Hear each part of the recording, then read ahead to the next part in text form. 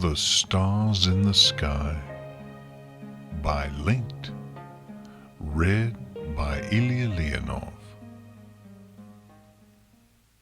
Luna bit her tongue as her horn glowed a light blue. Her eyes were fixed on the dark sky before her, staring intensely. Her horn grew a bit brighter, setting the balcony aglow. Far above her tower, a single star flickered as it shifted what seemed to be mere inches to the left. Luna's face was calm, with a small smile on her lips. The sky rippled lightly as this star slid along, and her whole body relaxed. The star stopped, and Luna nodded firmly. She stood and backed away a bit to inspect her work. There, in the center of the sky, was a new pattern of bright stars, the best of her best, painting a new image, this one of her sister's cutie mark. It shone vividly above all the rest of the stars. Luna's smile grew. This was a hobby of hers, only noticeable by the avid astronomer. She breathed in as the breeze rolled over her, playing with her mane. The night was quiet and peaceful, with the exception of a sweet melody that drifted from behind her. She turned around and pushed her flowing silk curtains aside, slipping into her bedchambers, where a gray mare played her slender, glossy cello. Octavia's eyes were closed, and she pulled at the bow with passion, dragging across the strings with precision. Her breathing matched with the movements, and her body swayed with the tune. Luna sat on her bed and laid back, letting the music drift through her ears. She took in a deep breath and sighed. Octavia was just in front of the bed, still lost in her world. Luna nuzzled her head back, down into the plush pillows. "You are a most wonderful musician," she said. Octavia's eyes slowly opened.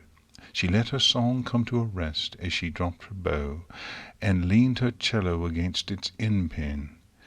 Bowing, she said, "Thank you, Princess. It is an honor to play for you." "Nay, it is an honor to hear you. I think you are magnificent," Luna said, sinking further into her bed. Octavia blushed and smiled. "Your compliments are most appreciated." After a moment of silence, she asked, "Should I leave you for the night?" There was a pause. "As much as I regret, yes. I seem to be more tired than I thought." Luna looked up to her with a smile. "Thank you again." Octavia put her cello into its case beside her. She then tucked the bow into it as well, closed it, latched it, and slung it onto her back, using the strap to keep it in place. "It is my pleasure, Princess," she said as she headed for the door. "Shall it be the same time and date next time?" Luna chuckled and looked out her window. "Yes, that would be much appreciated. Have a fair night." Octavia pushed open the large blue doors and stepped out into the hall. "You too," she said with polite smile. "And good job on the sky tonight. It is absolutely marvelous." "Wait," Luna said, holding her hoof out. Octavia stopped and stared at her. "Do you honestly think so?" "Oh, of course," Octavia said with a polite smile. "You've done a great job. The moon is gorgeous, and the way you've made the stars twinkle is perfect. It is beautiful, as you always are." Luna tilted her head. "I'm sorry." Octavia cleared her throat. "I said it is beautiful as always." There was a pause. "My thanks to you," Luna eventually said, smiling. "Please sleep well." The door shut, and Luna felt heat fill her cheeks. She blinked and examined her knight. She truly had done well, hadn't she? Her eyes slowly closed, and she let her head fall with a satisfied breath out. Turning to her side, her eyes reopened the door where Octavia had stood moments before. Enough of this, she told herself. Rolling onto her side, she closed her eyes, took in a deep breath, and attempted to sleep. Octavia, however, hadn't had the luxury of sleep just yet, as she made her way through the castle, playing the scene over in her mind. "Genius," she mumbled. The clop of her hoofs echoed behind her. Torches warmed and illuminated the large hallways, and the night guards stood at attention on either side, their faces steeled and bodies petrified behind their sleek black armor. Their eyes seemed to glare at her, tracking her as she moved on. She offered them weak smiles as she passed them, hastily trotting away. Her breathing was shallow, but her face remained calm as she pushed onward. Soon she would be out of the private quarters, and then out of the castle altogether. The archway into the throne room came to view as she rounded a corner, and she stiffened to prevent from breaking into a canter. She kept her slow trot, and slipped through the arch at the same pace. Now she walked down the long carpets, out of the room into the foyer. The castle entrance was closed, and she bit her lip as she scuttled down the stairs and into the lobby. 2 guards stood on either side, watching her closely as she approached. She swallowed hard and said, "Yes. Hello, gentlecoats." "Miss," one grunted. He stepped forward and eyed her over. She gave a weak chuckle. "You see, yes, I just need to be on my way, so if you could please open the doors for me, I'd be ever so grateful." The dark stallion looked her over again, and she could feel his gaze pressing down on her chest. Her lungs seemed to contract, becoming smaller and smaller, and soon she was light-headed. Biting her lip harder, she did her best to match the guard's gaze, but things soon started spinning, and she feared she would begin to hyperventilate. Eventually the guard smiled politely and nodded, unlocking the door with his pale magic and getting back to his post. "Sorry about that, miss," he said. "Princess just wants security." Yes, thank you," she said, turning her eyes away from him and escaping into the cool night air. As soon as she was out, she took a deep breath and nearly collapsed on the spot. Her legs felt like jelly as she shakily stumbled down the cobbled road to her home. Her home was in Canterlot noble quarters, solely for the fact that she was in the gala quartet. Money came with fame, and with fame came nobility, which she gladly took in the form of a small house on the district's edge. She trotted up the small stairs onto her porch, and pulled her keys from a small pocket on her side of her cello case. Aided by the street lamps, she unlocked her door and pushed the painted door ajar. When she was in, she locked the door and set her cello down. As soon as it was off her back, she leaned on the door and sighed, closing her eyes and letting her body relax. Everything grew still. The house was always so quiet. She pushed herself off of the door and sauntered forward, up a staircase and into her bedroom. Her bed, just to the left, was empty and inviting. Her eyes stayed on it, admiring its cushy surface, thick sheets, and plush pillows. She sat for a moment, taking deep breaths, then pushed herself back up, dragging herself to her desk, which sat next to the glass balcony doors. The desk's drawers were open, and she reached inside of one, pulling out a new thick notebook that had crisp, clean edges and was smooth to the touch. She placed it on her table and cracked it open to a page bookmarked with a red ribbon. Its sides slammed down, revealing pages of neat ink that shined vividly in the moonlight. She read the date. It was almost a year ago. "Dearest Diary," she read aloud. "Dearest Diary, I'm afraid I can't think of any other way to start than with that blunder. Anyway, I finally did it. I'm some pony now. I have been, I suppose, but now I'm playing for the princess. It's interesting, I think, and definitely a good thing. Perhaps I'll finally have an answer." She sighed, reading it and rereading it again. This was her most recent diary, and she hoped that one day she'd find her previous ones. Shaking her head, she remembered the countless shops she'd visited and bits upon bits she'd spent traveling and searching. In the end, this was the only one she had. "Time consumes all things," she muttered with a sigh. She turned from the desk and stood before her balcony doors. Swallowing, she calmed her face and breathed out.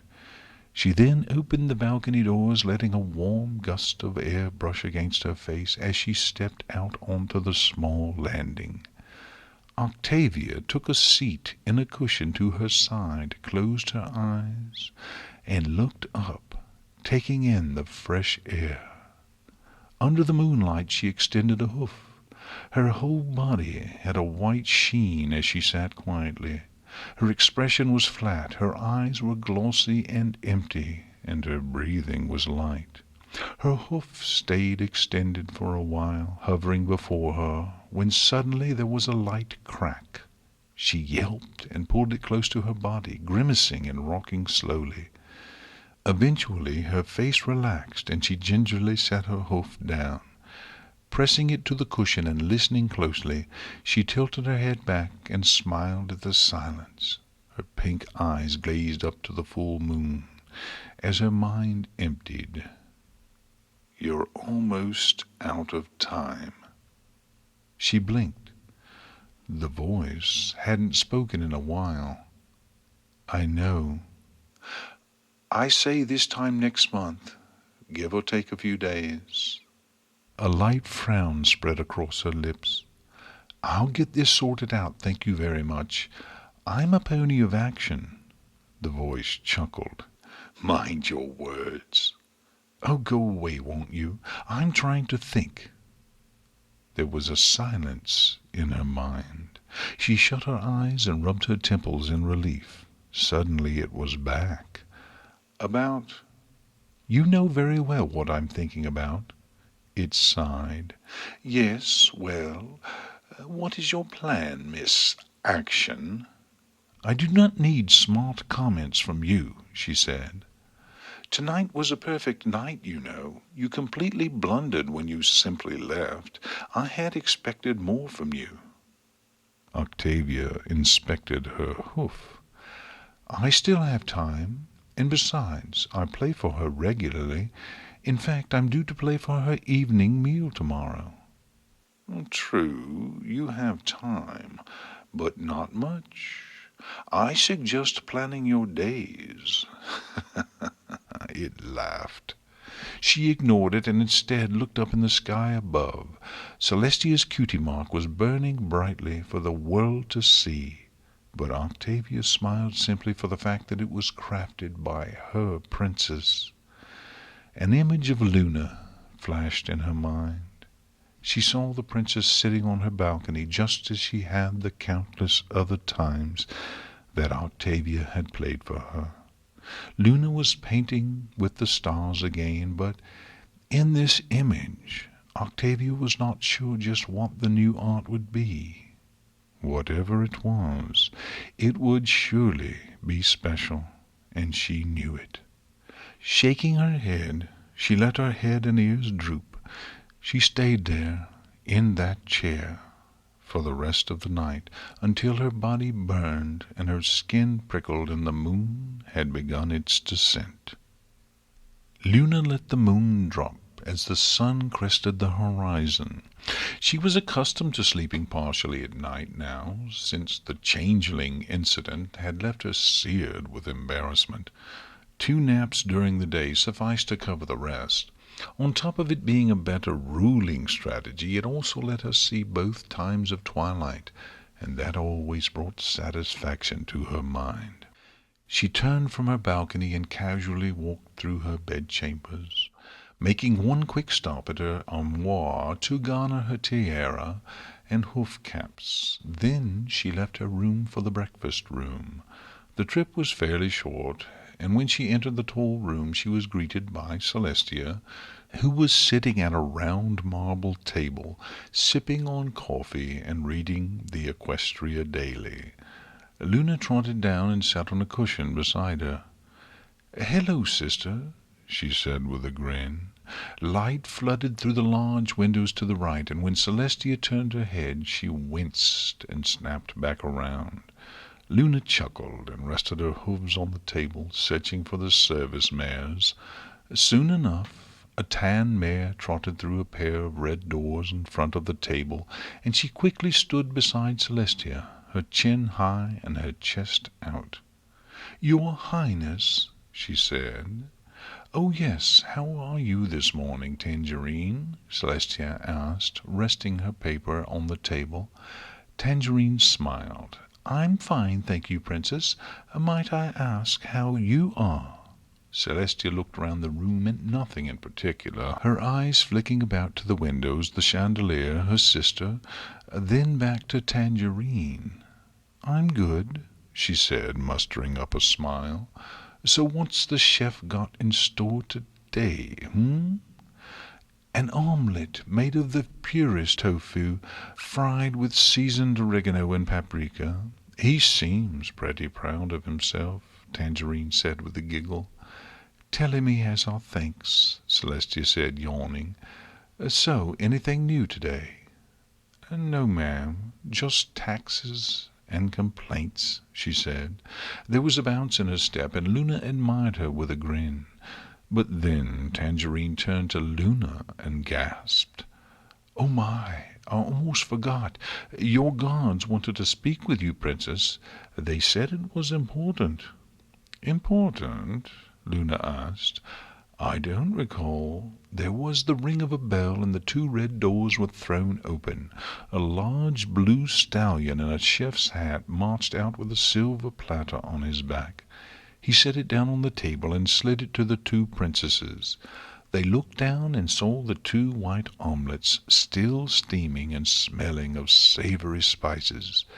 He then turned to Tangerine and said, "We need you downstairs." He curtly walked away. Tangerine smiled to the princesses. "I apologize, but I must be off. I'll come back when I can." Then she bounced out of the room. Celestia waited for the doors to stop swinging, then turned to Luna with confusion in her eyes. "Why do your guards need you?" "I am not sure," Luna said, rubbing her chin. "I shall be back. Please refrain from eating my meal." "I'll try," Celestia said with a huff. She rolled her eyes and took a slow bite out of her omelette with one of the silver forks. Luna giggled and walked out of the breakfast room into the long hallway from which she'd come. "You," she said to one of the guards that was by the room's entrance, "where is the captain of my guard?" "In the throne room, your highness," he said, hardly moving. "Ah, thank you," she said. With that information she walked down the halls and past the rest of the guard. Her guards were just getting off duty and were all heading down to the barracks for dinner and rest. Her sister's guards were already at their posts, making their rounds and tending to their duties. It was because of this that the hallways were difficult to maneuver through in the morning. But as royalty, Luna parted the crowds and soon found herself in the throne room, where two dark Pegasus guards stood before the dual seats. Neither was in uniform. Luna positioned herself before them, sitting down on the throne with a large smile. "So, tell me." "Your Highness," they said, bowing. One stepped forward, frowning, and shook his head. In a thick, gruff voice he said, "We searched again, but still couldn't find anything. It seems that no pony has even a clue." Luna sighed and her head drooped. "Yes, I do not blame them." With a deep breath she sat upright and gave her guards a soft look. What of the shops? Not even a hint, the other said. The first guard stepped up. We did have a look elsewhere, though. It may interest you to know that one Twilight Sparkle believes she may be of service. Twilight? Luna asked. She grinned. This is wonderful. Is she here? The guard shook his head. No, Your Highness, but she is visiting soon. We can inform her of everything before her arrival. Luna nodded. You've done well. Please, go rest, and when you are ready, inform Twilight that her help would be invaluable. Explain the extent of the situation. As for me, I must rejoin my sister. She departed from her guards, trotted back the way she came, and re-entered the breakfast room. The sun had crested higher above the horizon now, and the place was almost glowing thanks to the marble and glass. Luna took her seat on the cushion and inspected her omelette with a raised eyebrow. So, what did they need? Celestia asked as she swallowed the last of her food and levitated the fork down. Luna looked away, and for a moment there was silence. Turning back to her sister, she said, It was just a check-in, nothing major. Celestia eyed her over, but eventually went back to sipping on her steaming coffee. All right, she said. She set the cup down with her magic and attempted to push down her wild fur. After eating a bit of her own omelette, Luna's eyes flickered about, landing on the windows. So, Octavia has accepted my invitation to play tonight. The cellist? Celestia looked to Luna with a wry smile. You and she are spending quite the time together. She's very talented, and her personality is wondrous. I dare say she is my friend now. A smile grew on Luna's face, and her eyes were alight. Her sister chuckled. Oh, a friend, eh? Oh, yes, we are very close. She is one of the best friends I have ever made, Luna said. Celestia kept her grin up. Luna blinked and looked down in thought. Suddenly heat filled her cheeks, turning them crimson, and she looked at Celestia as if in shock. Sister, no, I mean, calm down. I mean no harm. I think it's almost cute, she said with a wink. Luna stuttered. Tia, 'tis none of your business what I hold personally, especially not in this aspect. So defensive, Celestia said, putting on a pouting face. Come now, Luna. I don't get to see this stuff often any more. It's refreshing. Luna huffed. Fine, fine. You said she's playing at dinner tonight. That's nice. You're right to say she's talented. Luna perked up. Oh, yes, she is. She's very pleasant as well. So much so that I find it enjoyable to simply call her to me for conversation and company. Though she's a bit uneasy around the guards, I noticed. I do not think she knows I know. If I were to guess, I would assume she has had a bad experience with one. Well, the guards can be intimidating, Celestia said, rubbing her chin, but I don't think that they would be a problem for a Canterlot noble. I do not think it either, but it seems they are. Sister, I wish to have no guards in the dining hall tonight. Celestia shrugged. All right. I think the last time we had a major incident was with Discord, and that was a while ago. Yes, I don't see why that couldn't be arranged. But tell me the truth. Her sly smile returned as she bent closer to Luna. You like her, don't you? Luna shoved her away. You are very nosy for a princess, you know. With a laugh, Celestia downed the rest of her coffee. Well then, she said as she stood up, I need to take care of these... She shuddered. Taxes. If you need me, I'll be in my study. Indeed, Luna said as her sister departed. But wait, sister. Celestia stopped and turned around. Yes? What if... Suppose I did feel a connection with her. What say you? She thought about it. I'll tell you over dinner. How about that? Celestia grinned, then was gone. Luna rolled her eyes, turned back to her food, and prodded it with her fork. Now that she was alone, she let her frown show. Closing her eyes, she pushed the food away and turned from the table. She would have to hold another search, but how long could she go on without her sister knowing? Then the thought of the night ahead poked at her mind. Octavia and her music filled her head, and a smile once again came as she trotted off to wherever she was needed. For Octavia, the night came swiftly. Each time she glanced at the clock, no matter what she had been doing, be it cooking, cleaning, reading, or writing, time seemed to pass by the hours. Soon there was a light tingle in her stomach, just as the twilight hours took hold. She was on her way to the castle once more, already through the gates. On the cobble road again, she warily passed the patrolling guards, keeping her eyes focused on the doors ahead. A soft breeze wafted past her, through the gardens and over the cliffs. Things tonight were not as quiet as the last. Guards were conversing, birds were singing, and the wind seemed to have a voice. It made her gut churn, but she made it to the doors in due time. Luckily they were still open for the public.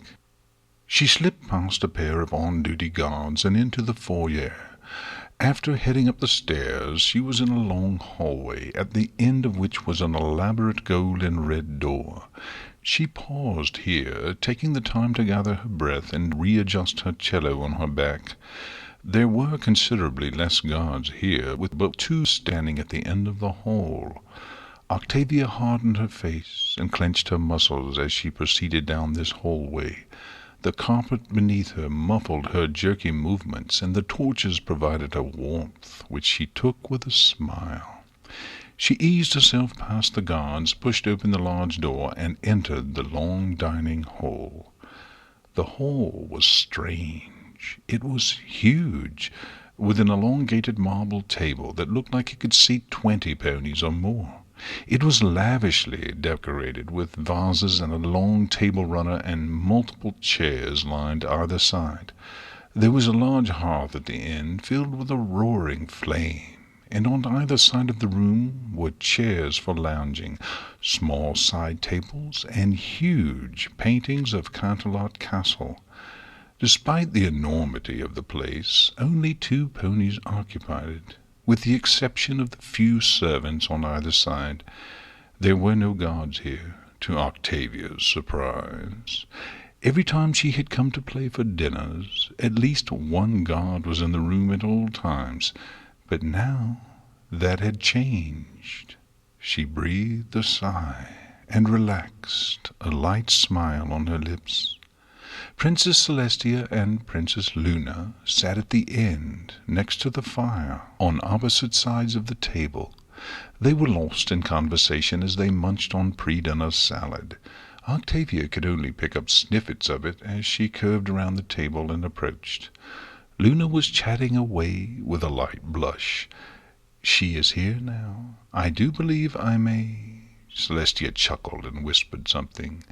"Good idea. So you think—" Octavia was close now, and the 2 stopped their conversation to look at her. They had polite smiles on their faces, and Octavia returned the gesture before finally setting her cello case down and bowing low. "Good evening, Majesties." "Octavia, you are too formal," Luna said with a giggle. "You mustn't bow. I won't have it from a friend." Octavia drew a sharp breath and fumbled with her words, but did stand and flash a smile. "Thank you, Princess. It is an honor." She turned to her case and popped the latches. It opened with ease, and she picked her instrument up from its felt holster. She set it up on its end pin just in front of the fireplace, then bent down and grabbed the bow, tucking it just beneath her hoof. Then she gripped her cello and pushed herself onto her hind legs, wobbling only slightly. "Is there any song you'd like first?" The princesses looked at each other, shrugged, then looked back to her. "Nay," Luna said. "You have a good ear for music. Please, treat us to something of your choice." Octavia sighed and stared into the fire behind her.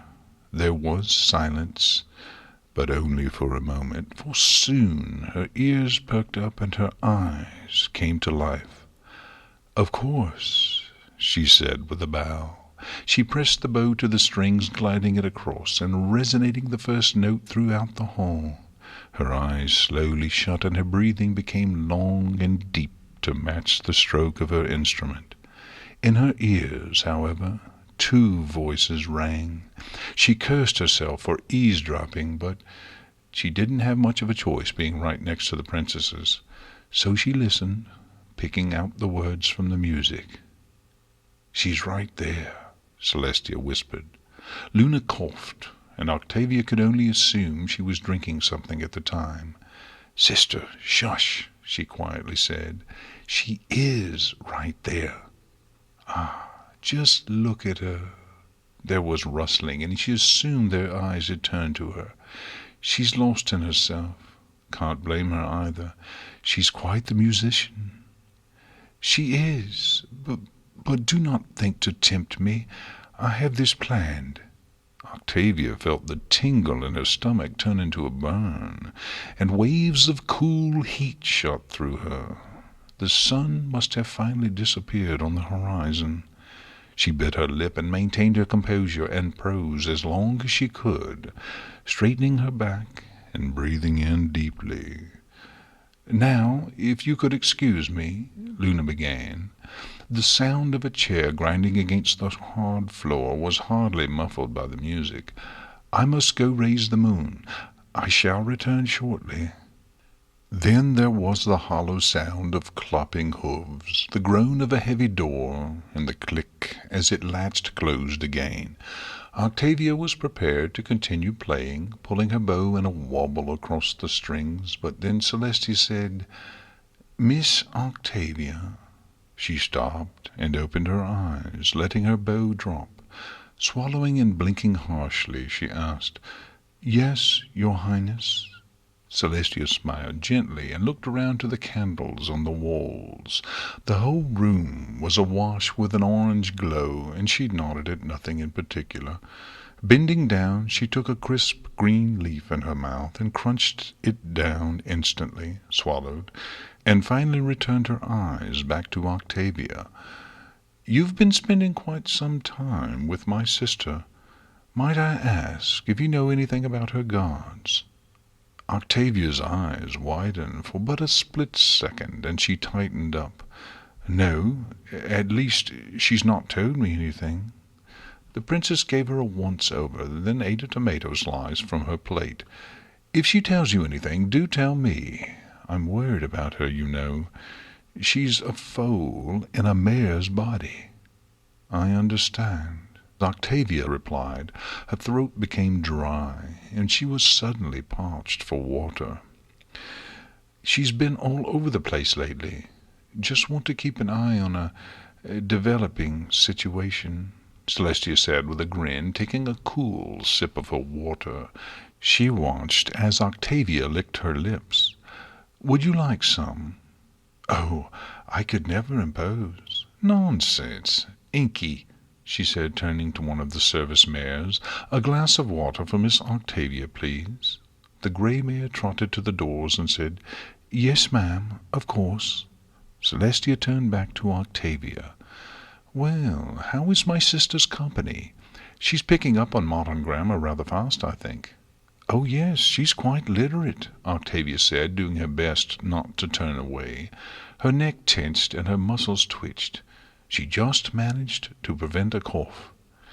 "It's great that she's back. I did miss her so," Celestia said with a sigh. Her head dropped a bit, as well as her ears, and even her lips. "As did I." Celestia's ears twitched. She shot an estranged look at Octavia. "I'm sorry." Octavia had her cello in a vice grip as everything froze. Her breathing, blinking, even her thinking ceased. "Great job on that one." I said I miss her at times when I leave her for my home. It is probably the effect of royalty," she said, forcing a chuckle. "Oh, bravo! Quite suave." Celestia paused, squinted, and leaned forward. but Octavia managed to keep herself upright, and eventually Celestia leaned back in her seat. "I can understand that, especially now, with the way things are going." She smiled wryly. "I see how you look at her." The burning in her core increased, but it was cold and fluid, easing her muscles and letting her take in a deep breath. Her head tilted back and her eyes closed as the feeling riveted her. Celestia giggled. "No need to be embarrassed." Octavia brought herself back up and stretched on her hind legs. Moments later, Luna pushed the doors open again and retook her seat opposite of Celestia. "Another successful moon raise," she said, taking a sip of her water. Then her own water came out, sitting on a silver tray, and handled by the same mare sent on the errand. Octavia took the water from Inky and thanked her quietly, taking a few sips of the cool liquid. It parted the walls of her throat, soothing the burning dryness within it. As soon as she downed the whole glass, she rested it beside her hooves and took up her bow again. For the rest of the night she played, keeping to herself and letting her mind wander in the tune she strung. The night progressed fairly fast. Soon the princesses began to converse of other things, and she lost interest, becoming so occupied in her cello that she completely lost track of the conversation, the meal, and time itself. At the end, when the servants had taken away the empty plates and cups, Octavia finished putting away her cello, latching the dual clips together and locking them down. She slung the case over her back and looked into the fire one last time, a small smile on her face as the warmth seeped into her fur. "Octavia, may I have a word?" Luna asked. Octavia jerked around with wide eyes. Of course. I had thought you left," she said. Luna smiled and stood next to her in front of the hearth. The two locked eyes and held each other's gaze for a moment. Octavia actually found her body relaxing under Luna's eye, and her breaths became easier. "Well, do something already." Her cheeks turned a bright crimson. "You look well," she said with a weak smile. "Perfect. You are charming." She gulped. "Shut it." Thank you," Luna said, looking down and kicking the tile with a hoof. There was a pause. "I enjoyed your performance tonight. Well done." Octavia blushed. "That's very kind of you." Their eyes locked again. "Princess, your sister said that you've been disappearing. I know it's not my place to ask, but might I anyway?" Luna looked to the fire. "I'm looking for something I lost many years ago. It means much to me, but I would prefer to keep it private for now, as it is personal. When I find it, I shall announce it, and I think you will be the first to know," she said. With a deep breath in, Octavia said, "I apologize for asking. I shall be on my way. I'm playing at this weekend's banquet, yes?" "If you would be so kind," Luna said, offering a smile. "It is an honor." She bowed and turned for the door. Luna thrust out her hoof. "Wait, please, I have a gift." Octavia's lips curled into a smile. "You do?" she asked, turning around. "That's very—" She paused. "Sweet of you." Giggling, Luna looked to the table. Her horn was enveloped in a pale blue aura as she levitated something towards her. When it was in the light of the hearth, Octavia saw it to be a necklace, its centerpiece an ornate treble clef, and in either loop of the design was a small white stone that seemed to glow, no matter the lighting. Bound by a silver chain, it seemed just right for her neck. Her eyes widened at it. "That's beautiful, truly." Luna's cheeks turned a bright scarlet. "I am glad you enjoy it. I had it custom made as a gift for the anniversary of our meeting. I understand it is early, but I couldn't help myself. Please take it." Octavia did so, letting Luna lower it down around her neck. "The stone is moonstone, and the clef is rose quartz bound by a chain of the purest silver. You ask why?" Luna looked her over and nodded approvingly. "It is because you are my friend, my very special friend." There was silence. Octavia found it hard to speak, and her lips simply fumbled and sputtered. Luna chuckled. "I shall see you this weekend. Have a wonderful few days, and I look forward to meeting again." "Yes," Octavia said as she readjusted her cello case and started for the door. "You too, Luna. Princess Luna." Luna watched with soft, weary eyes as Octavia left.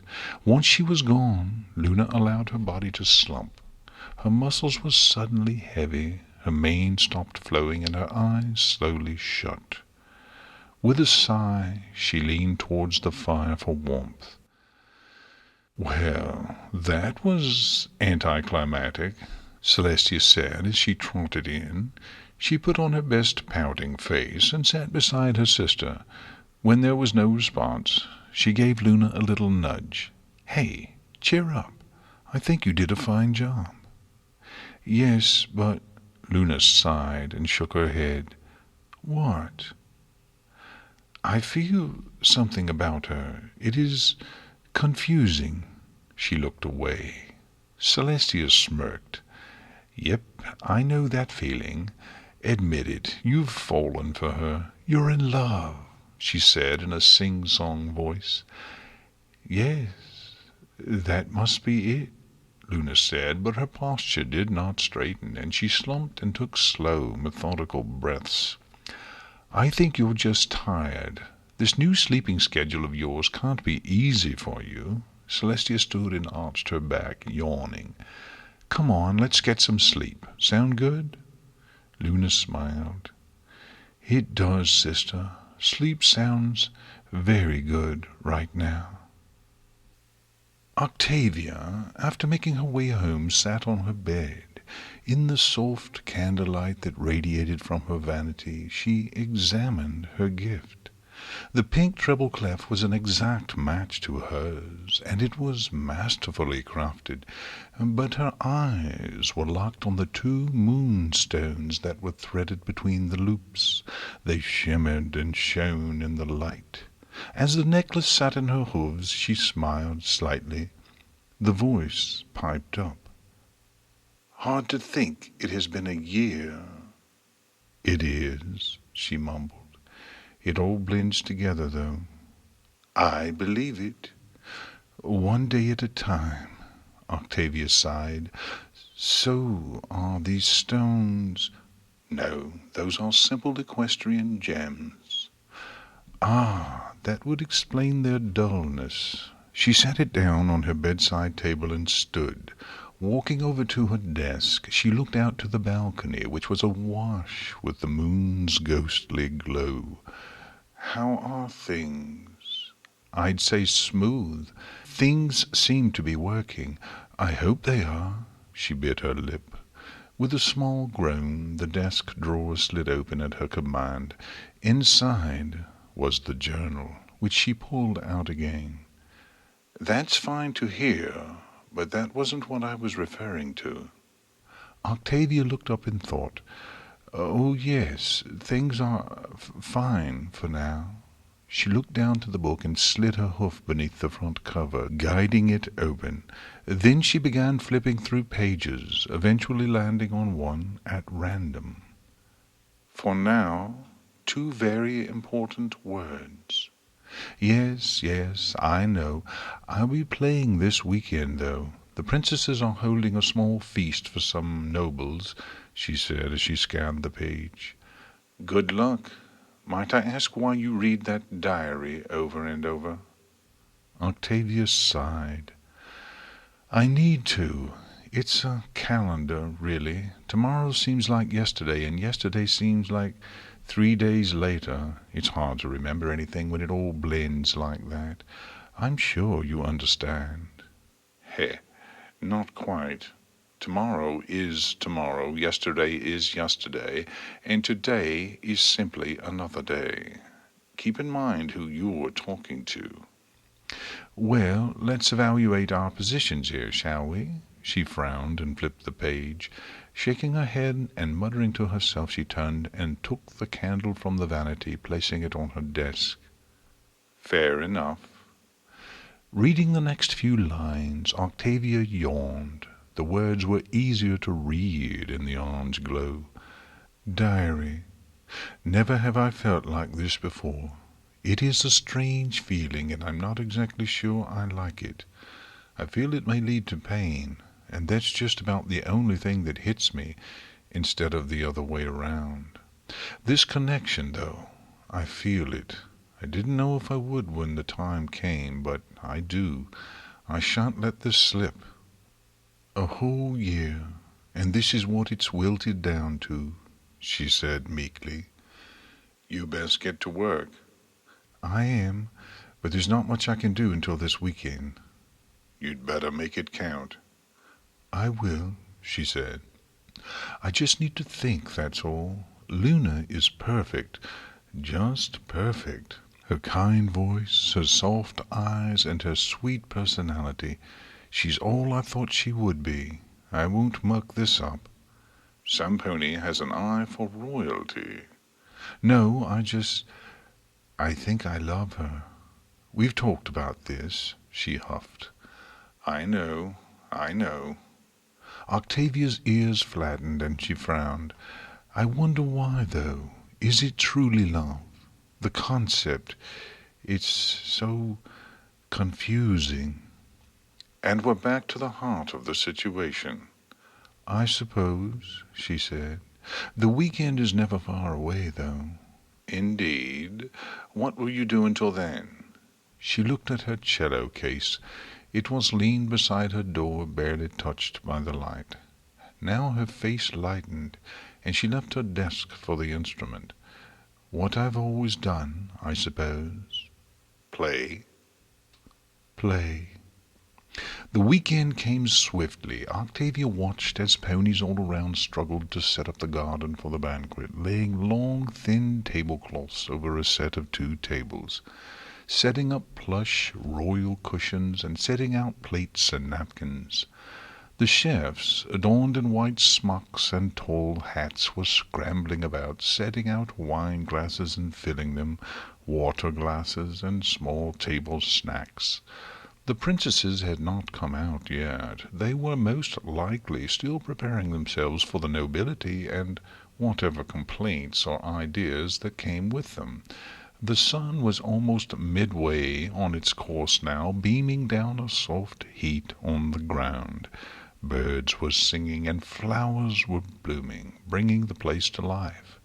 Octavia had set up in front of the largest table where the princesses and the best of the nobles would be eating. There was a small makeshift pedestal for her and her cello, and she already had the thing on its end pin, with the bow leaning against it. She herself was sitting beside the stage, casually sipping on a tall glass of fine Burgundy below. The party was being held in the centre of a round hedgerow, and 4 paths led into the grounds. Watching silently as servants rushed in and out of these paths brought a small grimace to her lips. The guards were nowhere to be seen. Not yet, at least. Still, her eyes continued to patrol the area, waiting, watching. For now, though, she was relaxed, her breathing was normal, and her eyes were soft. She raised the glass to take another sip of her wine. "Are you Miss Octavia?" a loud voice asked from behind her. She coughed up some of her wine and sent small bits of spittle flying. Wiping her mouth and setting the glass down, she asked, "Yes, I am. You are?" A light tan mare bounced around in front of her. "Oh, I'm Tangerine. So the princesses wanted to speak with you before the banquet started, and they sent me. They're over there." She nodded to a path on the right. "Alrighty then, that's about it. I gotta go." Then she turned round and sped off, out of the garden via one of the heavily used paths. A few servants and chefs glared at her. Octavia gulped. She stood and took in a deep breath, stretching her limbs out and calming her face. A twitch started in her neck, but she stiffened abruptly, putting an end to it. "Calm down. Are you wearing your necklace?" Her eyes widened as she looked down only to see grey fur. Her eyes darted around the yard and her head snapped back. There, glistening in the sun, her necklace hung from a knob on her cello. A huge sigh slipped through her lips, and she stood and carefully retrieved it. As she slid it onto her neck, she arched her back and smiled. "Thank Celestia I didn't forget." "Excuse me. Thank me instead. Now go." "Oh my," she whispered, trotting off to the path. She slipped between the open hedges and into a garden path that led to the castle, where, just inside the golden doors, stood Princess Celestia talking to Luna. Octavia paused just before the stairs, taking a moment to fix her mane a bit, then calmly walked up to them, bowing low to the carpets as she entered the doors. "Ah, Octavia, welcome," Celestia said. Luna jumped ahead with a smile. "Yes, indeed, 'tis wonderful to see you again. I see you are still wearing my gift." Octavia lightly brushed her hoof against the jewelry, turning pink. "How could I not? It was very thoughtful. I wish I had something to give back." "Nay, your smile is enough. I am glad you have come, though please today sit with us at least once. I have made sure to save you a seat," Luna said with a grin. A look of humility washed over Octavia's face. "That is very kind. I think I shall join you later. I am here to play for you, yes?" Celestia cleared her throat. "Yes, but food is for eating and company is for enjoying. I'm glad you'll partake. Come on, we ought to get out there. The guests should be arriving soon." Luna nodded, and Octavia stepped out of their way. They took the lead, and she followed close behind. Soon they were back in the garden, where preparations were completed and the first nobles were flowing in. Their heads were held high, and their backs stiff. Octavia forced her pose to straighten as she took her spot at the cello. Celestia and Luna took their spots, and the nobles took theirs, while she picked up her bow and began stringing it along her cello. For a while she played, and the party grew. Nobility soon occupied every seat, with the exception of one, which she noticed on one of the rare times that she opened her eyes, was next to Princess Luna. It was about halfway during the meal that she stopped, and when she did, the noise in the gardens died to the whisper of the breeze as all heads turned to her. She matched eyes with a few ponies who were staring at her with uncertainty. She bit her lip. Luna looked her over and quickly stood up. "That was outstanding." There was silence still. Celestia glared coldly at the nobles, and almost immediately they were up and lightly applauding. Octavia blushed and looked away as she set her equipment down. She smiled and sauntered to her place at the table. She quietly took her seat, and the garden came to life again with conversation and laughter. Luna levitated a helping of fried mushrooms onto Octavia's plate and was rewarded with a thank you. "No, thank you for joining us," she replied with a smile and a wink. Octavia looked to Celestia, who grinned and stood, saying, "I'll go converse a bit. Nothing like a bit of healthy chatting, now is there?" She chuckled and trotted off to one of the tables. "That was strange," Octavia remarked. Luna looked down to her, then back to her sister with a raised eyebrow. "It was," she said, "though at least it gives us some time to talk." Swallowing a bite of her food, Octavia nodded lightly. Yes, it does. Action, remember?"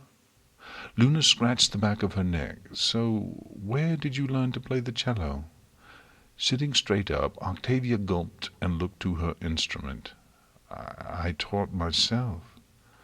"Oh, That is true talent you have, then. Luna sipped at some of her own dish, which was some sort of steaming, creamy soup. Thank you. The kind words are appreciated. Octavia looked up. The sun seemed to have gotten more intense as it berated down upon her. She licked her lips and reached for the glass of water, taking small, curt sips. Luna looked down and bit her lip. Then she leaned over just a little and brushed her shoulder against Octavia. "I am sorry," she said immediately, pulling back. The voice laughed. "She's worse at this than you are. Now get your infatuated head in the game." Octavia blinked it away and turned to the princess. "It's quite all right, I assure you." "Oh." Luna seemed to tense up as her eyes scampered about. Octavia sucked her lips in and thought. Then she leaned over and brushed Luna with her shoulder, their soft fur meshing for but a brief moment. She looked away and giggled. Luna joined her. A soft crack sounded out from Octavia, and only Luna's ears twitched. She looked to Octavia only to see her friend wincing and turning a dark red. Octavia was biting her lip and clenching her sides in a vice grip, rocking back and forth. Her cheeks puffed out, and a tiny muffled squeak came from within her throat. Luna eyed her over hastily. "Octavia, are you hurt?" Octavia twitched and snapped her head left. Her pink eyes had shrunk to tiny dots, and her body trembled. Then there was another crack, this time from her shoulder, and her lips, despite the strain she put on them, parted, releasing a barely stifled moan. Her breathing became short and shallow, and things began to spin. The voice spoke up, frantic. "Calm down. Don't do anything stupid," she snarled. "I'm almost out of time. Don't tell me to calm down." Then she threw her forelegs around Luna's neck and jerked the princess's head down, locking their lips together. The ponies around them gasped, their eyes shooting wide at the display. Some stood and clapped, politely nodding their heads with eager grins. Others scowled and turned from the pair. The air was a mix of hostility and excitement, and even Celestia grinned. Octavia only shook harder. Luna did not struggle at all, and in fact eased into the kiss, but she still could not calm her breathing. She yanked out of the kiss and stuttered for a moment, not daring to look Luna in the eye. She kept her gaze down, sputtering and fumbling. Everything began to spin, and the crowd's mixed reaction soon faded from her ears. Not bad. She could say no more. Instead, she leapt to her hooves and darted away, her face the deepest red it had ever been. Her body screamed at her, and searing pain shot up her back as another crack, probably from the strain, was heard. She kept running, though, until her sight was speckled and her mind convoluted. She ran out of the garden, the castle, and didn't stop until she reached her home. Luna watched, speechless, as Octavia departed, all eyes trained on her, and she soon felt as though she had shrunk. In truth, she had just a little bit, with slouched shoulders and trembling forelegs. Celestia rushed to her side and sat before her, getting very close. "Do you need a moment?" Luna only nodded. So Celestia turned and faced the nobles. "I apologize for that. It seems that my sister will not be joining us today, but please don't let that detract from your meal." No eyes shifted back to their respective plates. Celestia shot them a warning look. As soon as every pony had gone back to their own devices, Celestia turned back to face Luna. Softly and slowly she said, "Listen, I'll meet you in your bedroom when I'm done here, all right? I want to talk to you. Go on, take a nap." Luna gulped and nodded, passing the crowd one last weary look before teleporting away in a brilliant flash of light. "Luna?" Celestia asked as she poked her head inside her sister's bedroom. Luna was lying on her back, sprawled on her plush bed. She looked at Celestia, sighed, then returned her gaze to the ceiling. "Come in, sister." Celestia did, shutting the door behind her. She walked up to the bed, and after receiving a nod from Luna, sat down on it. "So, what happened? One second you and she are as close as a couple, the next she flees and you—" Luna shook her head, bit her lip, and failed to suppress a small cry. Her eyes were watery, glossy even, but no tears were in the ducts. "I'm not sure, but—" A warm breeze rolled in from the balcony, and Celestia breathed it in. "But what? I will listen." Luna paused and rolled onto her side. "Do you think she did it because of my stature?" She huffed. "The great princess of the night gives her a gift, and she feels obliged to pay it back." Celestia gently stroked her sister's side. "I don't think that's it. I saw her face. I wish you had too." "Then what?" Luna snapped. Celestia raised her eyebrow, and things got quiet. Eventually Luna laid back down and drew a deep breath, letting her composure return. "She's been playing for me for almost a year, Tia. Right when I saw her, I felt we were connected. Was I wrong?" "Is that why you chose her?" Luna's eyes rolled up in thought. "I haven't told you." Celestia shook her head. "Nope. Care to share?" "I suppose," Luna said. "It was before Nightmare Night. Just before, actually, and I do believe that she was in the gardens with her symphony. 'Twas a glorious performance, and I should know. I had seen it all from my balcony." She looked to the balcony to see the sun beginning its descent. "Being lonely, it is a curse. So I offered her a job. Well, it was similar to one anyway. She would come and play for me whilst I tinkered with the sky for Nightmare Night, and in return I would pay her well. It was a success, and I've never enjoyed myself more than with her music in my ears. It became regular, as you know." Luna scratched her chin. "Then she performed at the gala, and that's when she began attending these parties, I believe." "I see how you both became close," Celestia remarked. "Listen, she left her cello. I think she'll be back soon to pick it up, so how about we rig things a bit? I'll move the cello up here, and when she comes back, you and she can have a nice little talk, Luna felt a smile touch her lips, erasing her deep frown. "That is a fair plan. But please, for now I am more tired than I wish to admit." "I'll leave you to sleep then. Just please don't forget to raise the moon. I recall you did a few days ago, and Twilight sent me a letter regarding Nightmare Moon. For all her brains." Celestia rolled her eyes and headed for the door. "Ah, but I still love her. I think you'll discover that with Octavia as well. Sleep well." Luna smiled and returned the pleasantry. With her door shut and the little click of the latch rang in her ears, she rested her head down on the pillows. Her eyes slowly shut, and she took in a deep breath. Another soft breeze rolled in, whisking her away to a light sleep. Octavia was an earthquake on legs. She laid back in her bed, gripping her sides and staring up with blank eyes. Her lips quivered, and her whole body was cold. 2 words echoed in her mind, 3 cracks.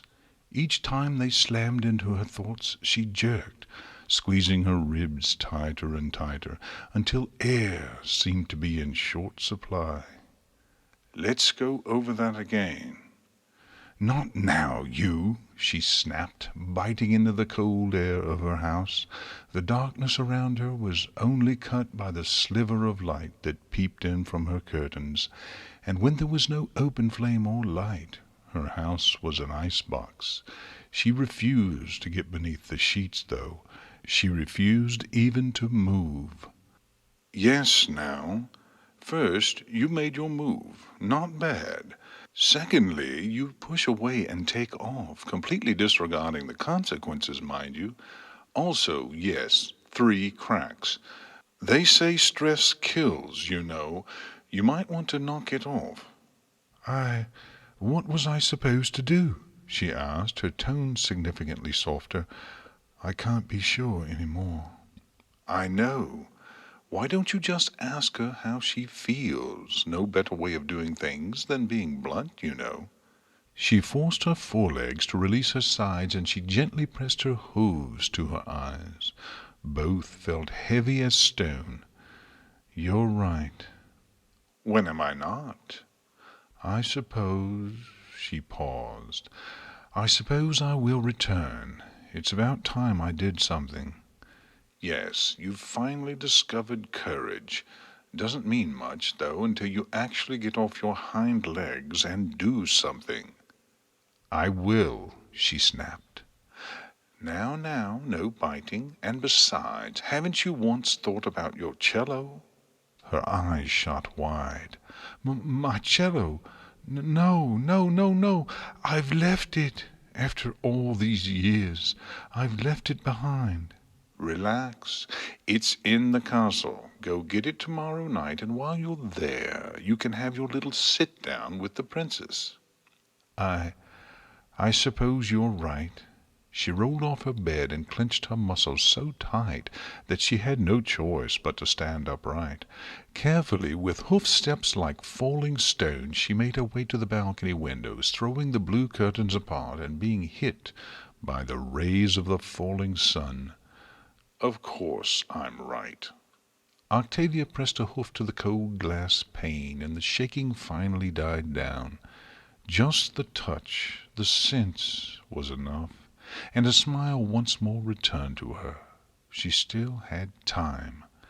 Don't get ahead of yourself, she muttered. Oh, you're telling me not to get ahead of myself?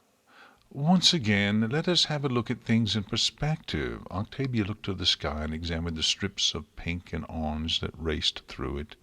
Indeed. And if we do, we see that you need to stop thinking of what you'll say tomorrow and forget about perspective.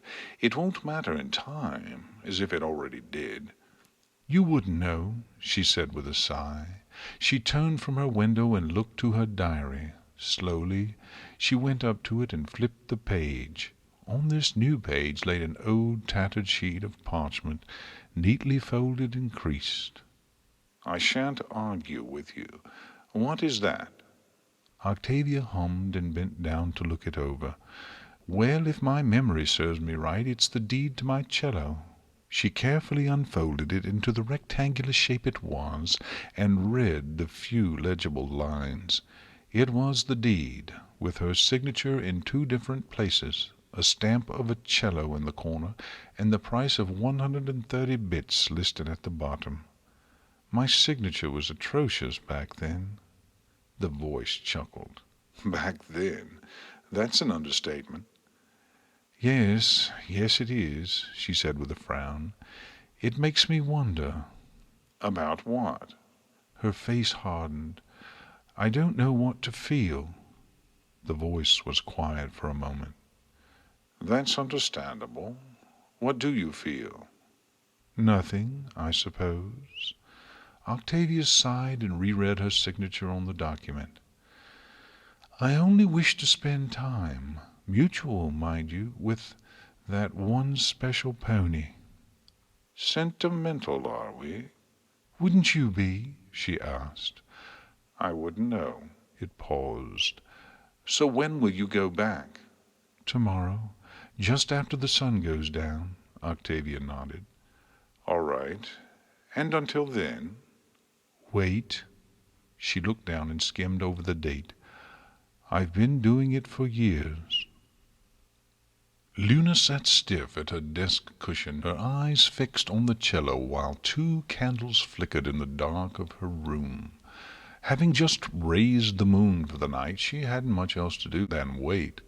It had been 2 nights, this being the second, and Octavia had not returned for her instrument. It rested on her armoire, lonely and untouched in that time. Each time she saw it, her ears twitched, as if she expected a soft tune to play, but there was nothing but silence. She sighed and hung her head, letting her ears go flat and her shoulders slump. Then came a knock on her door. It was gentle, soft, what she would call eloquent. Her back straightened and her ears perked up. "Come in," she said, slightly louder than she'd meant. Octavia poked her head in slowly. I was told you have my cello, Princess." Luna smiled widely. "Oh, yes, there it is on the dressers. Please come in. Do shut the door behind you." Octavia did so, stepping in and slowly latching the door behind her. She made her way to her cello under the soft gaze of Luna, slipping her head between the case's strap and slinging it onto her back. A soft patting came from beneath Luna's hoof as she motioned for Octavia to sit on the cushion next to her. "Please, have a seat. There is no reason for you to be in a hurry, is there?" Octavia sat beside her and shook her head, sucking her lips in. Luna's face twisted into a half-smile, half-frown mixture that looked like a grimace. "Well, how are things for you lately? I hadn't heard from you in a few days, and thus I became worried." Octavia snapped her head up. "Oh, I'm fine. Please forgive my actions at the banquet. I—" She turned a bright red and looked at Luna's desk. Papers were scattered across its marble top, some obviously taxes, some architectural plans, but what really grabbed her eye was the stack of constellation plans. Noticing where she was looking, Luna said, "I do it on my free time. Sometimes 'tis nice to lose myself in the art of the stars. I think you can relate." She nodded to Octavia's cello. "Oh, yes, I can. Playing the cello, it takes away a lot of stress," Octavia said. There was a pause. "I did not mind what happened in the garden," Luna quietly said. Octavia looked back to her and licked her lips. "You don't? I thought it was sweet." "And," Luna blushed, "your lips are rather soft." Octavia almost coughed. Luna pressed a hoof to her lips. "Shh! You needn't speak. I understand." The hoof went away, and Octavia said nothing, only staring into Luna's deep blue eyes. "Perhaps some air would do us well," Luna said, standing up and facing her balcony. Her horn lit aglow with a pale blue aura, and the dual windows swung open, letting a cool night breeze in. She casually trotted out to the ledge, sitting down by the railing. Octavia joined her, and they glowed a ghostly pale with the aid of the moon. "So," Luna said, looking up, "what do you think of my night?" Octavia, too, looked skyward, soaking in the vast expanse of twinkling stars. "It is beautiful, as always." "Princess?" "Yes?" Octavia paused. "Do you miss it ever? The moon?" Taking a deep breath in, Luna shifted her gaze to the large glowing orb. "I am not sure. I think at times I do, but there was nothing for me there."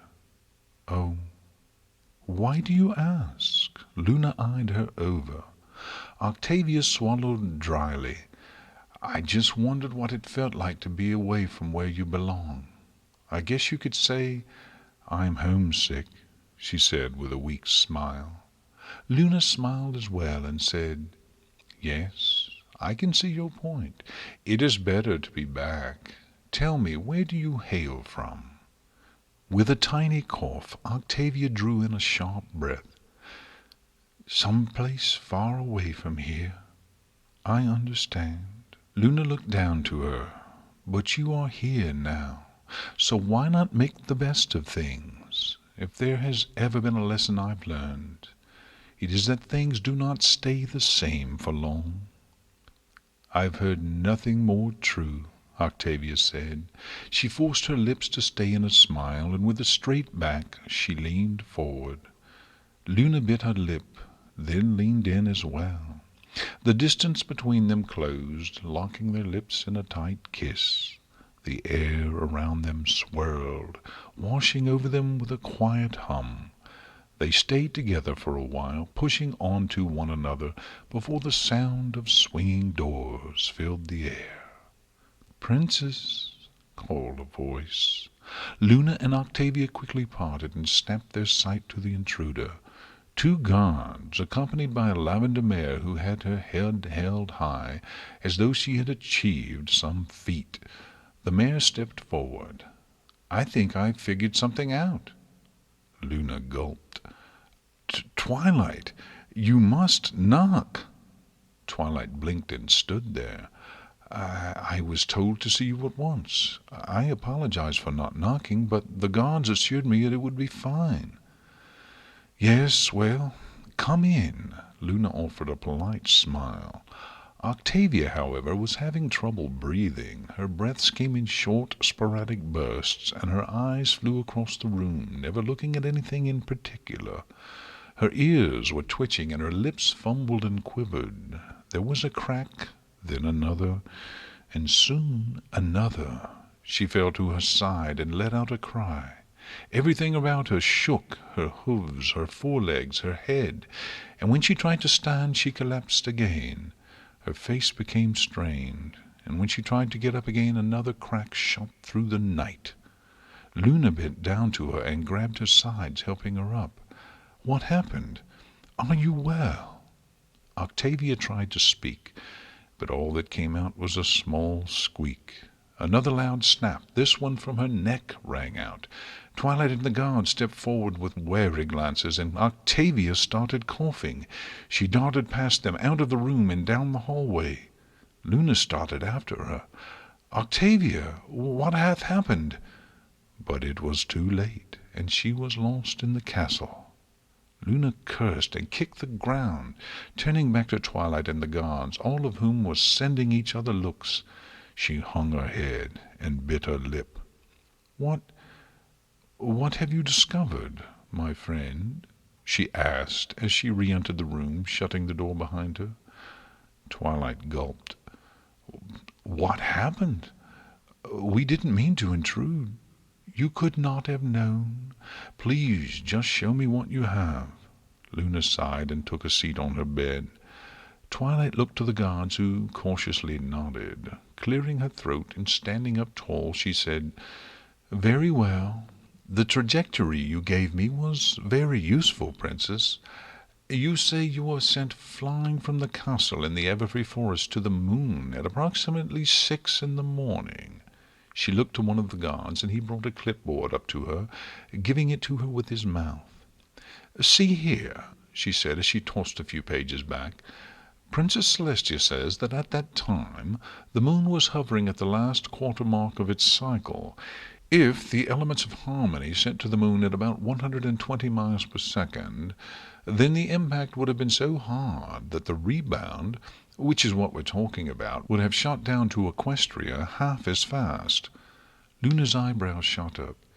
"Yes, I suppose that makes sense, but if that is true, then how is it that no pony has any recollection of it landing?"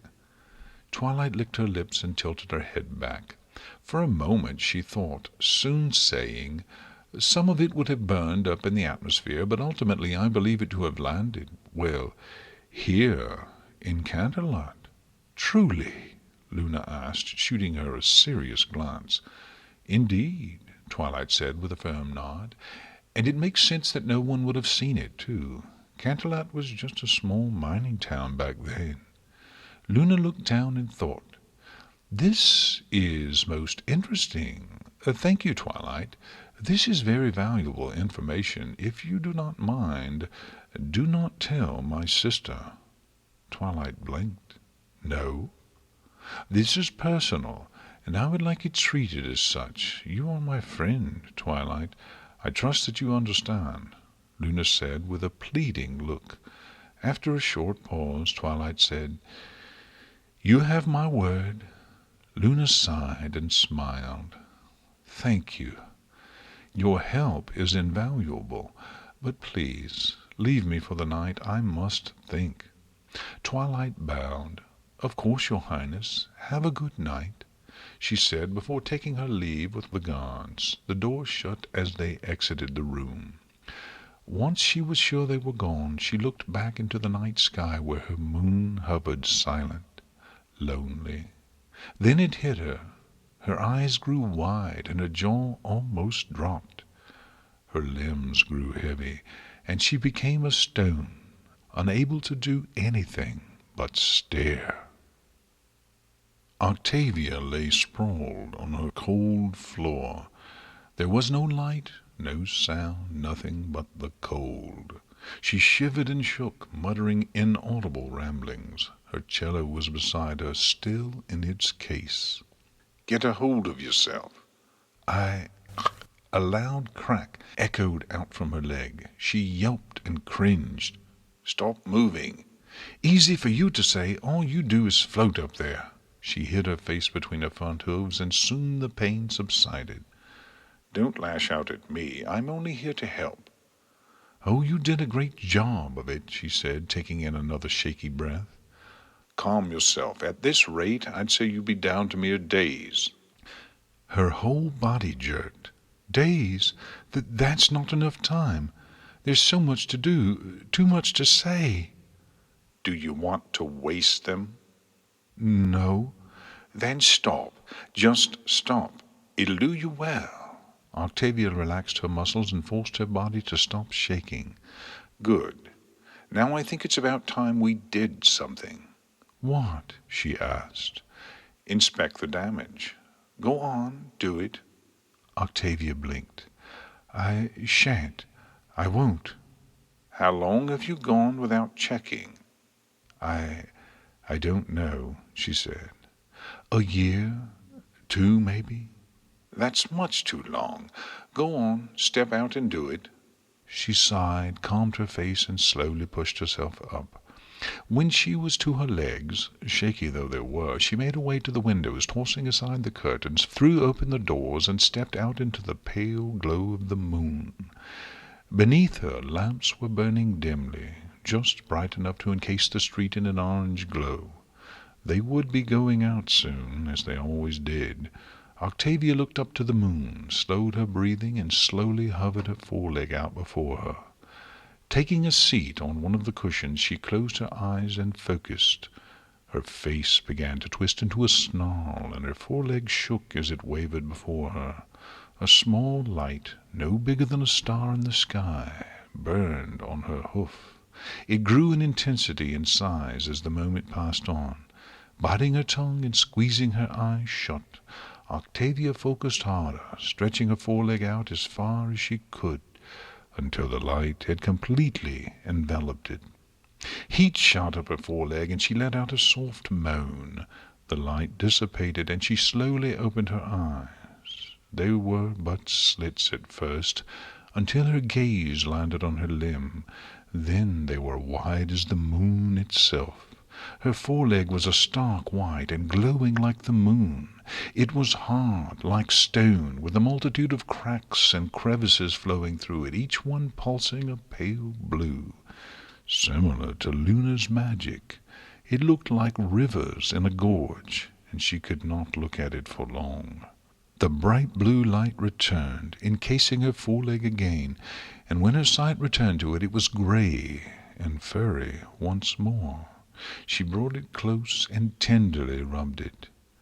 "I thought as much. A week. That's what I think."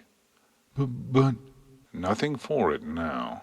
All you can do is spend it wisely, which, for all your grace and poise, you probably won't do." Octavia paused, then looked back up to the moon. "You watch. You just watch and sputter." With that she stood and marched back into her bedroom, with a stiff back and her head held high. Luna looked to the sky. From the moon's position she guessed it to be midnight. Sighing, she turned down to her hooves, kicking the stone balcony gently, scraping it with her hoof cap. her mane blew in a warm breeze that smelled of rose, a common fragrance in the castle. The sky tonight was mostly clear, with but a few clouds to cover up splotches of stars. There was a triplet of knocks at her door. Her ears perked up, and she looked over her shoulder, cautiously eyeing the entrance to her room. "Do come in," she said, standing up. The heavy door swung open on its hinges with a tiny squeak, and then Octavia slowly peered out from behind it. She was wearing her necklace. "May I come in?" Luna's eyes lightened, and a smile came to her lips. "Yes, of course. Please do." Octavia gulped and entered the candlelit room, shutting the door behind her. Luna quickly approached her with a huge smile. Without looking to her, Octavia sat and hung her head. "I am truly sorry for my actions tonight." Luna pressed her hoof beneath Octavia's chin and forced their eyes to meet. "Octavia, I am delighted you have come. I have questions, so many of them." "I beg your pardon," she said, with an estranged look. Luna giggled and trotted up to her bed, where she nonchalantly tossed herself atop its cushy surface. "Come, lay down." Octavia gave the princess a once-over, then did so, carefully propping herself up on the bed and lying back. "Princess, are you quite all right?" "I am. At least I think. Tell me, Octavia, where exactly do you hail from?" she asked again, grinning. Octavia bit her lip. "Like I said, far away. It was quite the trip to get here."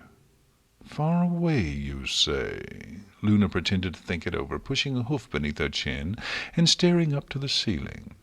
"How far? Trottingham? Manhattan? The moon?" Octavia choked, coughed, and gripped her sides.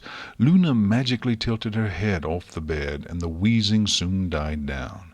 The moon? Well, figuratively speaking," Luna grinned again. Octavia bit her lip and flattened her ears. "How did you know?" Luna leapt off the bed, only to pounce back on top of Octavia. Her huge smile was on her face, her eyes were wide, and her ears were as high as they could go. "Huzzah! It is you! I have searched for you far and wide. I could not have imagined that you would be you. Oh, this is most joyous." Octavia licked her lips and looked away. "I wanted to tell you myself." "Oh, I am most apologetic to have ruined it, but still, this explains many things. I knew you were special." Luna got off of Octavia and sprawled back out on the bed. She then gripped Octavia and pulled her close to her body. "What do you mean?" Luna nuzzled her affectionately. "Well, from the start I could feel that we were connected. I just never thought we would be as connected as this. And even better, you are lovable." Octavia felt a small smile on her lips. "Lovable? Oh, yes, I have fallen for you, but I have been too nervous to do much about it until recently. And now, to find out that you are my beloved moon, I dare say I've never been happier than at this moment." Luna's grip tightened. Octavia felt warm. She nuzzled deep into Luna's chest, closed her eyes, took in deep, slow breaths. "I was afraid to come. I thought I'd done wrong." "Nay, the only thing you've done wrong is to not tell me sooner." Luna kissed her forehead. "But this is fine, for you're here now. 1,000 years in Equestria. Tell me, how was it? When did you learn the cello? Did you ever try a strudel?" Octavia blinked. "Well, it was nice. Very nice, I suppose. And I learned so much. The cello especially. I could not have made it without that. But it was lonely. I lost many friends. So many, in fact, that I simply stopped making them. You're my first true friend in almost a century." Luna released her and sat up tall. "And you are my second in a millennium. How did you adjust to life here? Was it difficult? I know it was harsh for me when I returned, but you had never been at all. How did you get to be who you are today? Your name, your cutie mark. So many questions. Please, Princess, Luna. To you I am but Luna, please. Octavia felt a heat in her cheeks. Luna, this is too much for me to answer at once. I shall start from the beginning. Is that fine? Luna nodded hastily. Oh, yes. Tell us all we missed. Biting her lip, Octavia rubbed the sheets between her hooves. That's quite a lot. Is the story of my own life fine? Luna nodded again. Good, then. My memory is poor, but if I recall, the landing was hard.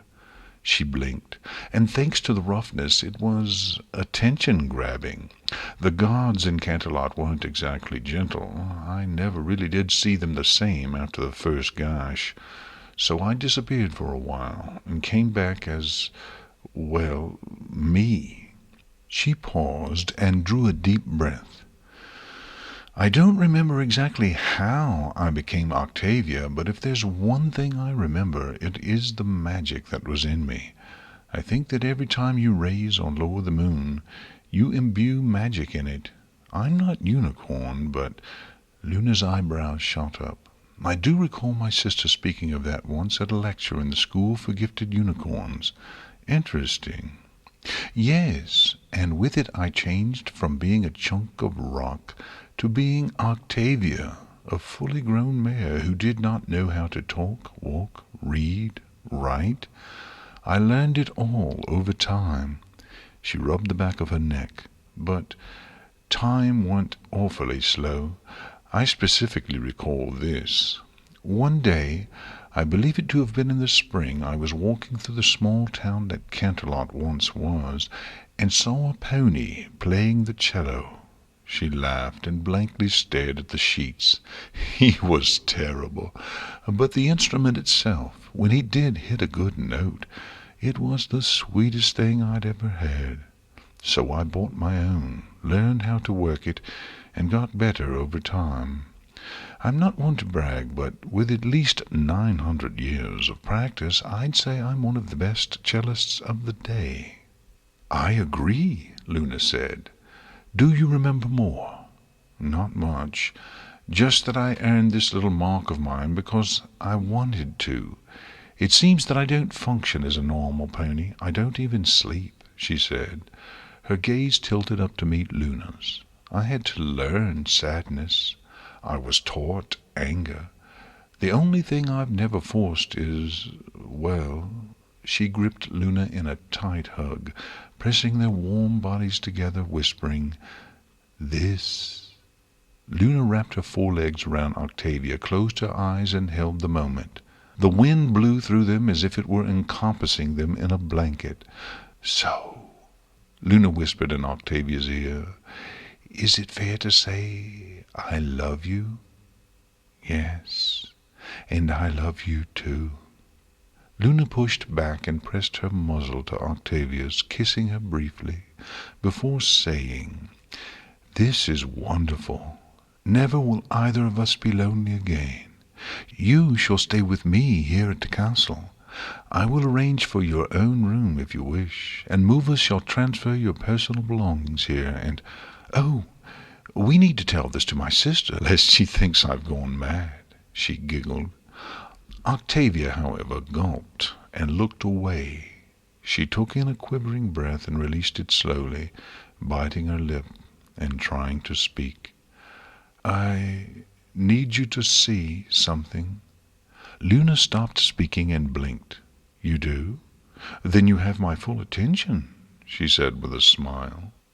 Sighing, Octavia took off her necklace and handed it to the princess. Please hold this. Luna did so, and Octavia walked out to the balcony, basking in the glow of the moon. She closed her eyes and stood up tall, letting the wind toss her mane about. Breathing in, she threw her head up to face the moon. Then, From beneath her 4 hooves bright blue lights shone out. They twinkled just like the stars, only dimmer. Luna stood and walked over to her with a questioning gaze, only to see Octavia's whole body become encased in this light. Octavia's face scrunched and turned red, and she let out a series of soft cries. Her fur began to dissipate, and soon her skin did too, revealing not muscle, but stone. From her legs the light crept up her body, eventually sweeping across her tail, mane, and face. When it was gone, Octavia was a pony of glowing white stone that was split by wavering veins of blue through many cracks. Her tail and mane were stone as well, also mapped with these rivers of light, and when she turned around she revealed her stone face to Luna. Not much had changed, though her eyes did not move, and were split just as the rest of her body. That is incredible," Luna muttered, stepping out onto the balcony. "No," Octavia said quietly, "it isn't. I'm falling apart." Luna looked up to the sky, then back to her with a grin. "It is nothing my magic cannot fix. Actually, it is your magic that did this, or a lack thereof." Octavia sat and inspected her hooves. "You see, I can feel it when you move the moon. When I was still full of magic, the cycle of the moon was pleasant. Now it just burns." Taking a seat beside her, Luna gently laid her wing over the stone pony. "Then I shall give you more. It is nothing to worry over. This is a time for celebration." "I don't think that's going to happen. I tried it once before with a very old unicorn. I almost split in two." Luna opened her mouth, but slowly closed it. Her ears slowly fell flat, and her body slumped lightly. "Oh, I think I have almost a week left, if I don't strain myself too much," she mumbled. There was silence. The wind hummed as it always did, the moon glowed eternally, and the stars twinkled forevermore.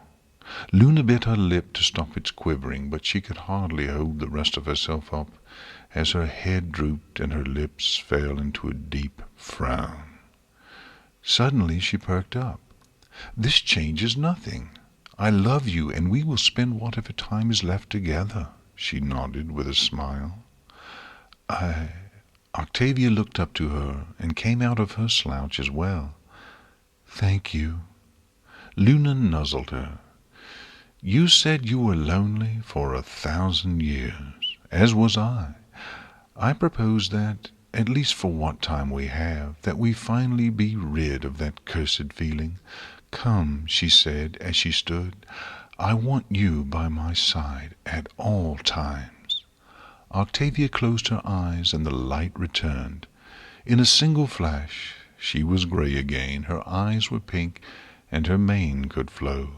She sauntered to Luna's side, and the two entered the bedroom together.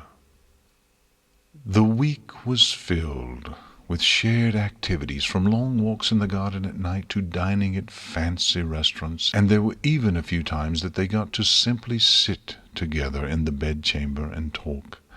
For the few days there were smiles aplenty, and many intimate moments. They shared stories, hugs, kisses, and the sun and moon continued their turns. As the celestial cycles continued and the week grew on, they began staying together in seclusion, in Luna's room mostly. Things became intimate, and the closeness grew. Knowing that time was pushing onward, Luna began to stay awake for entire days. The pair rarely separated. Tonight the moon was high in the sky, lighting the castle up with its normal glow. The stars speckled and shone, and the breeze was perfectly warm. Octavia entered Luna's dark chambers to find the princess sitting on the balcony, staring up and into the vast expanse of blackness. She quietly closed the door behind her and set her cello down in the center of the room. Stepping out onto the balcony, she noticed that her necklace was especially bright tonight. She sat beside Luna, leaning on her, and smiling as her gaze shifted up as well.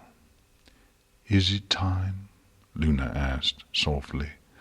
The serenity of the world was not broken by her voice. Octavia nodded and let her eyes drop. "I think so." There was another silence. The voice spoke now. "I'm with you beyond the end." "Thank you." "Octavia, I just wish that I had known sooner. This week was fast, too fast, and I do not think I am too happy at its end." She looked up to the princess. "I am, I think." The stars seemed to twinkle at her voice. "You are?" Luna asked, looking down. Octavia saw that her eyes were glossy and wet, with tiny droplets in their corners. "How?" "This is it." "Well," Octavia said with a deep breath out, "it almost didn't happen at all. All of it was chance, and I know I'm happy for that. And besides, it's not really the end, is it?" Luna looked up to her moon and sighed. "Nay, I suppose it is not." She paused and dabbed at her eyes with a hoof. "You've taught me something, Octavia. Did you know?" "I did." Luna nodded. "Yes, you did. You taught me to cherish it all. I thought I had learned that before, but now I realize I had not. I owe you the greatest thanks I have ever given," she said with a smile, leaning down and nuzzling Octavia. She blushed. "No, thank you, Princess. I thought I would be alone, and for 1,000 years I suppose I was. Alone, homesick, no pony to turn to. I think, though, that I was wrong all along. I think that we were always together, and now that I see that, I think we always will be." The breeze made a pass once again, bringing with it that expected quiet. As they sat there, their breathing was in harmony, and their eyes were focused on the heavens above. "How much time do you think you have?" Luna asked. The voice answered. "A few minutes, give or take." "A few minutes," she replied. Luna nodded and bit her lip. Would you mind doing me one last favor, please?" "Anything, of course," Octavia said with a smile. After a brief moment of thought, Luna said, "I want you to play me a song, the best song you've ever played." Octavia blushed and smiled. "I'd love to." With a light chuckle, she set up her instrument. It was slightly harder than normal, thanks to the lack of light, but she managed. She propped it up on its end pin, kicked the case aside, tucked the bow beneath her hoof, and pushed herself onto her hind legs. Gently, she raised the bow to meet the strings and gave it a smooth tug. Luna sat and watched, her eyes tracing the bow as it ran across the instrument, playing ghostly notes and haunting melodies. She bit her lip and sniffled, watching silently and smiling. Octavia, in the dark, closed her eyes and slowed her breathing. Luna looked her over, her breathing becoming shaky. The notes danced about, echoing in her ears. A single tear crept down her cheek as she watched Octavia sway to the slow tune. She was quiet, lost, and Luna noticed her grace and poise. It was stunning, she thought, that Octavia would hold such composure, even at the end. Luna raised a hoof to her eye and flicked away another droplet. Then a crack rang out. Octavia bit her lip and winced, but continued to pull the bow and play. Luna swallowed dryly, but let her eyes slowly close, and her breathing slow, enjoying this final song. The wind grazed her fur, and the moon touched her with its pale glow. A small, quick smile flashed on Luna's face. Another crack echoed through her room, forcing Luna's eyes open. Octavia refused to stop playing. The cracks seemed to make her play softer, calmer, with more grace than before. Luna shook her head, stood, and forced her way to Octavia. Though Octavia was lost in her music, Luna leaned in. Octavia's expression was calm. Luna looked her features over one last time, then pressed her lips against Octavia's. Her eyes closed as the music came to an abrupt halt. Octavia's bow dropped to the floor, and her cello hit the ground with a thud as Luna pushed herself forward. She laid back, letting Luna stand atop her, their lips tightly locked. Luna pulled away and bit her lip. She raised her hoof to Octavia's cheek and brushed it gingerly. Another crack shot out into the night, and Octavia let out another cry. I don't know how long I have. There's so much to say, so much I wish I had said. Octavia, right now, I have a wish for you. This is the last thing, and it is all I want from you. Their eyes locked. Let me see you as you, not who you have been. It's time you showed me you again. Octavia bit her lip and looked away. Once again her hooves glowed brightly, and her body became surrounded by a pale blue glow, only to leave her as a stone pony that resembled Octavia. The cracks had become numerous, and their glow had brightened intensely. Luna smiled as a tear trickled down her cheek. I think you are truly beautiful.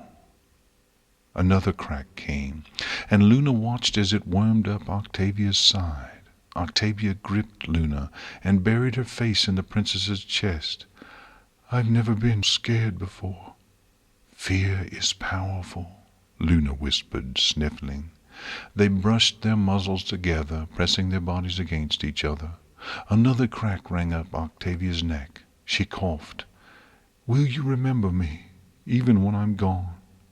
Luna choked a light sob down. Always. I won't forget you either, Octavia said.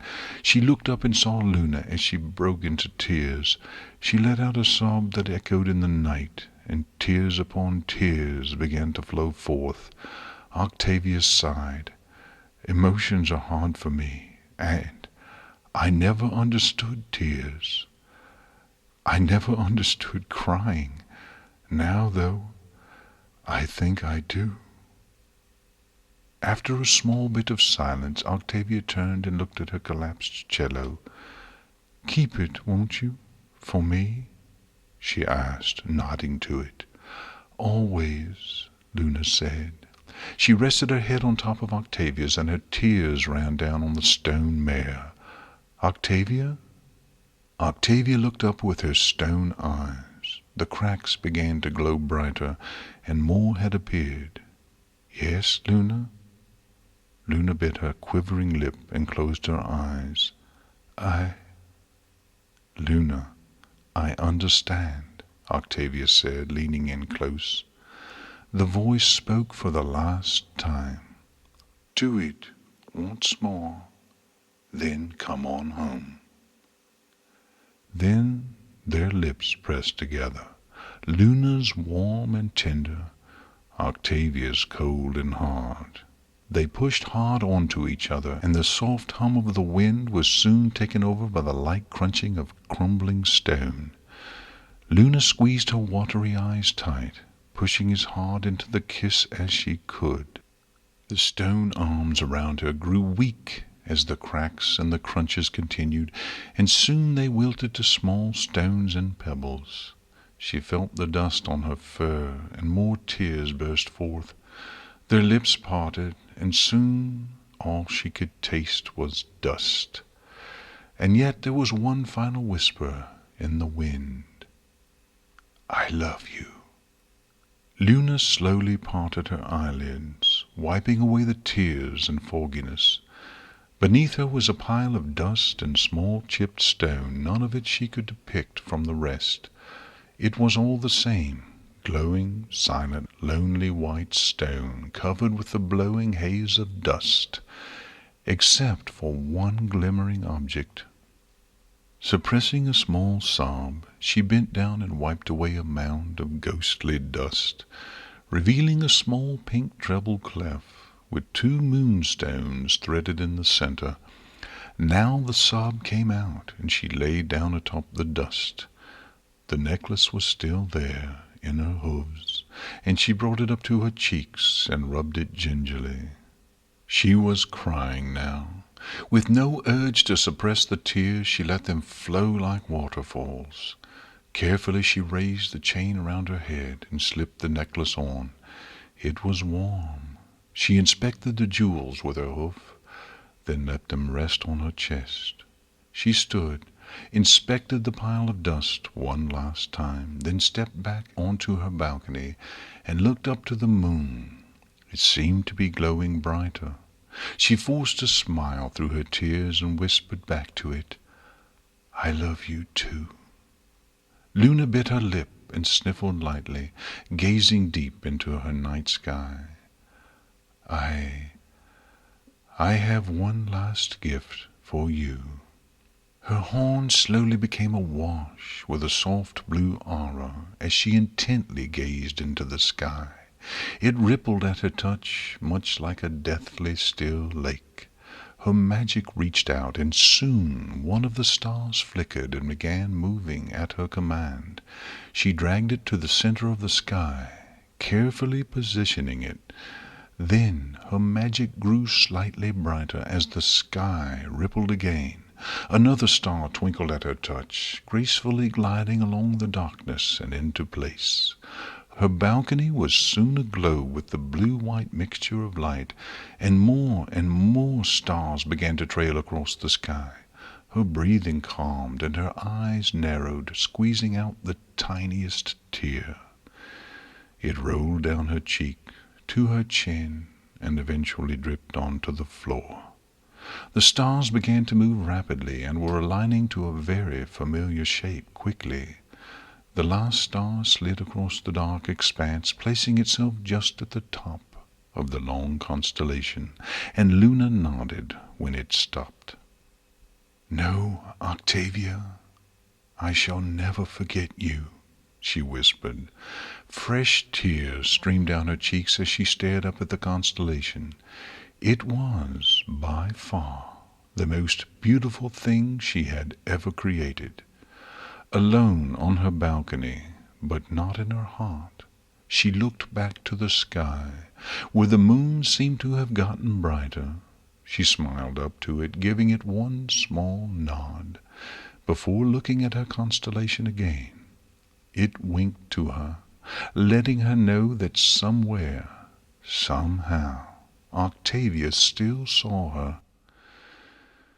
With that, she smiled, and for the rest of the night she stared up into her night sky. No longer did it feel empty or incomplete. No longer did she feel the need to reshape it. It was perfect just the way it was. Just like Octavia, it was beautiful, strong, persevering, and bold. Just like her, it was artsy, soft, gentle, and quiet. It was always there. Always. Years later, Luna would still look up into the night sky, and for years to come, she would always see that eloquent cellist watching over her from all the stars in the sky. The end.